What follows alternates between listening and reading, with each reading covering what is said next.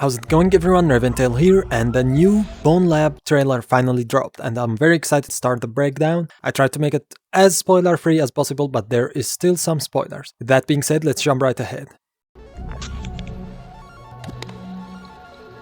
So right at the start, we're going to see what looks like a Dungeons and Dragons dice, and when the player rolls this dice, it defines his body weight as well as skin tone. We seem to be wearing a prisoner outfit, and that makes me believe we might be playing inside the unfinished Fantasyland game that was mentioned in Boneworks. We then get to see the rope. Of course that means rope physics are here. Our character might be using this MythOS thing, where if you die in MythOS you are recreated once again using the void energy, and we seem to be resurrected in an area with a pile of dead bodies afterwards. This is where I believe we actually start the game.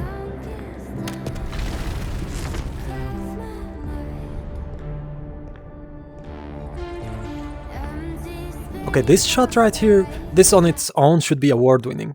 The way the character's IK and legs interact to the ledge in this kind of full body awareness, this is what VR needs, and this makes all the difference in terms of immersion and gives the game a whole lot more polish. And as you can see, of course, we still got the ammo boxes. Behind those we see some barrels. Remember this area, we're gonna be seeing it once again. It does feel like it's a fantasy land, but there are still some modern elements such as the vibes and the lights sometimes. It's still an unfinished game inside of MythOS. And of course we've got the long-awaited shotguns. We see this one, it's a pump action. This shot is pretty interesting. We're in MythOS and we're outside of the Fantasyland game, but everything looks grey. The window to the right seems to be missing a frame. Could this be signifying that the time is still stopped in MythOS? Maybe. Maybe some sort of a disaster took place? We still don't know yet. And finally we see the good old Nullmen looking slightly different. Fluidity of physics and combat is pretty impressive too. One of the only games where you get to block a swing with your forearm. Again we see more destroyed walls in the buildings. Not something that was common in the original Boneworks game. So I believe something took place and destroyed some of the environments inside of MythOS. Okay, we see the dev manipulator here. It looks like the dev manipulator is gonna be seen more often than in Boneworks. You see here that ladder broke down and our character is falling with the ladder in their hand, but they still could survive. There are some small platforms inside the lava bit and you can see the ladder. The Glock model has been changed a little bit from the original EDAR-22. You see the observation chamber to the right. They seem to be observing this house, some sort of an artifact of the void or something. Of course the classic AR makes a return. That thing was pretty hard to unlock, the blue one.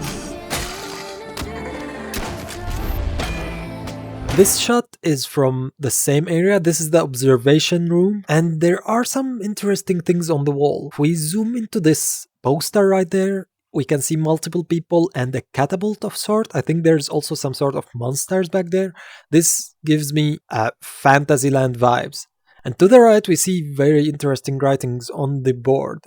I think that says Boneworks, Instance Gates, and then Wink, New Locomotion, District 6 Offices. District 6 is a place in the original Boneworks in the streets level. And then we've got, I think, movies in the museum. I'm not exactly sure what that says. Okay, this shot we are inside the District Tac Trial, similar to the pistol trial in Boneworks, I believe. Then we've got another new weapon that looks to be the Magpul PDR. Gotta say, I wish they made it a little bit thicker. It looks kinda thin.